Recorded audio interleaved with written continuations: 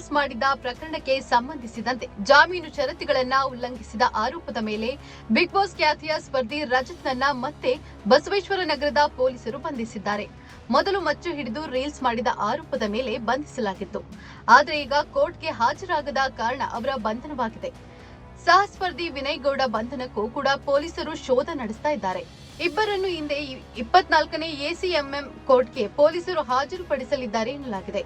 ಮಚ್ಚು ಹಿಡಿದು ರೀಲ್ಸ್ ಮಾಡಿದ ಕಾರಣಕ್ಕೆ ಬಿಗ್ ಬಾಸ್ ಮಾಜಿ ಸ್ಪರ್ಧಿಗಳಾದ ರಜತ್ ಕಿಶನ್ ಹಾಗೂ ವಿನಯ್ ಗೌಡ ಅವರನ್ನ ಪೊಲೀಸರು ಬಂಧಿಸಿ ವಿಚಾರಣೆ ಮಾಡಿದ್ರು. ಕೆಲ ದಿನಗಳ ಬಳಿಕ ಅವರಿಗೆ ಜಾಮೀನು ಕೂಡ ಸಿಕ್ಕಿತ್ತು.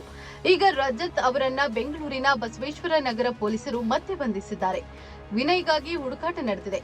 ರಜತ್ ಅವರನ್ನ ವೈದ್ಯಕೀಯ ಪರೀಕ್ಷೆಗೆ ಒಳಪಡಿಸಿ ಕೋರ್ಟ್ ಎದುರು ಹಾಜರುಪಡಿಸಲು ಸಿದ್ಧತೆ ನಡೆದಿದೆ.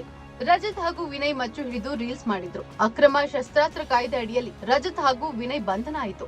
ರೀಲ್ಸ್ಗೆ ಬಳಕೆ ಮಾಡಿದ್ದ ಶಸ್ತ್ರಾಸ್ತ್ರವನ್ನ ಒಪ್ಪಿಸುವಂತೆ ಪೊಲೀಸರು ಸೂಚಿಸಿದ್ರು. ಆದ್ರೆ ಈ ವೇಳೆ ರಬ್ಬರ್ ಮಚ್ಚು ನೀಡಲಾಯಿತು.